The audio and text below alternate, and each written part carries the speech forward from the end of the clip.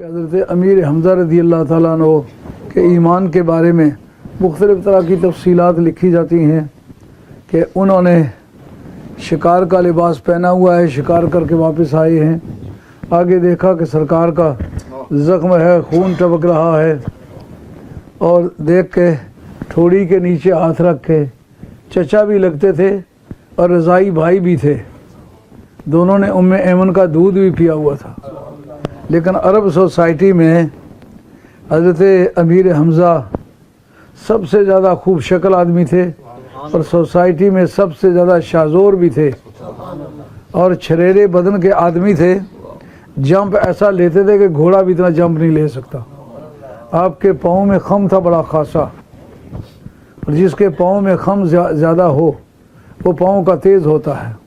کبڈی کے کھلاڑی بات کرتے وقت کہتے ہیں اس کے پاؤں میں خم ہے بڑا، مطلب وہ بہت چست و چالاک ہے، جس کا پاؤں نیچے سے فلیٹ ہونا وہ چست و چالاک نہیں ہوتا، شازور تو ہو سکتا ہے لیکن چست و چابک نہیں ہو سکتا۔ تو انہوں نے اسے شفقتاً چچا ہونے کی مناسبت سے آپ کی ٹھوڑی مبارک کے نیچے ہاتھ رکھ کے کہا یہ کیا ہوا ہے؟ ان کا ابو جہل نے مجھے اس جگہ مارا ہے، کمان ماری ہے۔ عرض کیا کہ اے محمد صرف عبداللہ ہی مرا ہے نا، سارا خاندان تو نہیں مرے، ہم زندہ ہیں، ہم پیچھا کریں گے دشمن کا، میں ابھی دیکھتا ہوں وہ کس ماں نے جنا ہے جو تجھے مارے، ہم بھی زندہ ہوں اور تجھے لوگ ماریں۔ گاؤں میں ایک جگہ ہوتی ہے جہاں لوگ اکٹھے ہوتے ہیں، وہاں تواتیہ میں وہ اکٹھے سوٹے لگا رہے تھے، وہاں بیٹھ کے حقے پیتے ہیں اور کعوہ پیتے ہیں، اس کو فنجان کہتے ہیں۔ وہ کعوے پی رہے تھے اور سوٹے لگا رہے تھے۔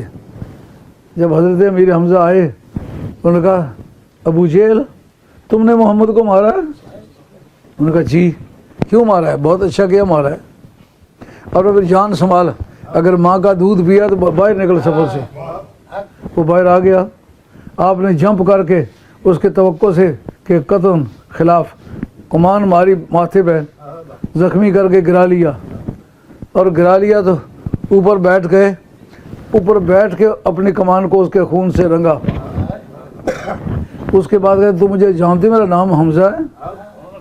اب اگر بدلے کی توفیق ہو تو پھر میرے پیچھے آؤ۔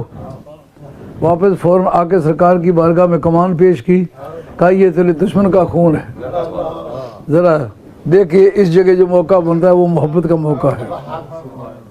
تو حضور فرمانے لگے چچا لوگوں کے مارنے سے میرا مدعا پورا نہیں ہوتا، اگر آپ کلمہ پڑھ لیتے نا مجھے بڑی خوشی ہوتی۔ چل یہ رہا پڑھا کلمہ، کوئی نہیں پوچھا اس کا مطلب کیا ہوتا ہے، میں کہا تجھے ناراض نہیں کر سکتا، چل یار پڑھا کلمہ۔ مولاي صل وسلم دائما ابدا على حبيبك خير الخلق كلهم